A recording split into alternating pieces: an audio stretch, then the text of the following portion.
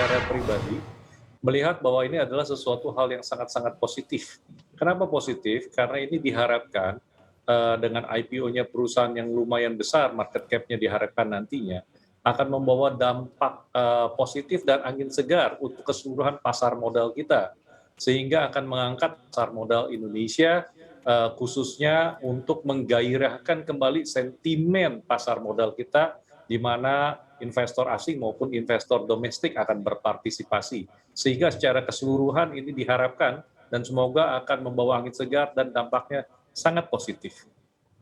Oke, dampaknya akan sangat-sangat positif. Yang Anda lihat, GoTo ini akan seperti apa plannya? Karena kalau kita lihat kan IPO GoTo ini akan mencapai valuasi sekitar 560 triliun rupiah ya. Sementara kan kita tahulah serapan dan kemampuan investor di dalam negeri begitu ya. Seperti apa nanti serapannya, kemudian daya tariknya juga begitu. Apakah mungkin ada skema lain, dual listing misalnya mungkin yang akan dipilih oleh emiten ini begitu atau GoTo ini atau seperti apa nih Pak Iwan?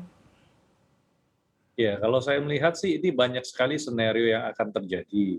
Apakah yang pertama listing di Indonesia dulu, lalu kemudian kita akan membuat create suatu vehicle yang nanti akan listing kemudian di luar negeri seperti di US, atau pada saat yang sama bisa dual listing dan lain sebagainya. Jadi memang ini adalah sesuatu yang memang sedang menurut saya lagi sedang digodok oleh rekan-rekan di bursa maupun rekan-rekan di OJK mengenai papannya juga, seperti apa kriterianya supaya bisa juga mencakup semua asas yang seperti ini yang sudah dilakukan selama ini, yaitu ada fairness-nya, ada disclosure-nya, ada transparansinya ke semuanya. Di lain pihak juga mengakomodasi keinginan GoTo ini untuk melantai di pasar capital market di Indonesia sehingga menggairahkan kembali capital market di Indonesia. Banyak aspek yang sedang dipertimbangkan dan sedang dikaji dan sedang digodok oleh teman-teman di bursa maupun di OJK.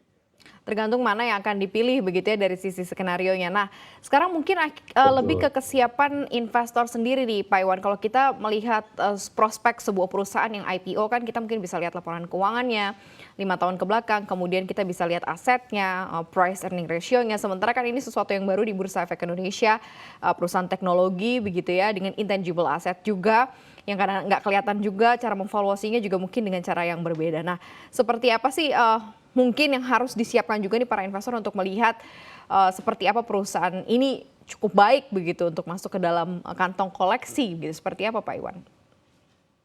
Ya, kalau kita lihat mengenai valuation perusahaan fintech, itu memang akan berbeda dengan valuation daripada perusahaan-perusahaan yang lazimnya pada umumnya. Kalau kita lihat valuation pada perusahaan fintech, itu kan kita bicara mengenai revenue-nya, mengenai market-nya dibanding dengan revenue atau gross market value-nya. Nah, saya rasa dalam hal ini investor-investor yang besar, investor institusi, mereka yang memang sudah terbiasa dan tahu karena mereka juga banyak investasi, bukan cuma di Indonesia tetapi juga di bursa-bursa market di seluruh dunia. Nah, cuman memang edukasi kepada investor-investor retail di Indonesia, itu yang memang kita harus edukasi. Nah, dalam hal ini tugas kita bersama termasuk para sekuritas-sekuritas kepada klien-kliennya harus membantu pemerintah juga bursa dan OJK untuk mengedukasi karena valuation yang mereka itu berbeda dengan perusahaan valuation yang lain dengan price earning ratio-nya dan lain sebagainya itu berbeda. Biasanya kita ngomong adalah mengenai market dibanding dengan revenue atau gross Mhm, market mhm. value-nya. Nah, itu caranya memang harus kita edukasi. Jangan lupa untuk install aplikasi CNBC Indonesia yang tersedia di App Store dan Play Store dan ikuti terus perkembangan ekonomi bisnis terkini hanya di CNBC Indonesia Beyond Business.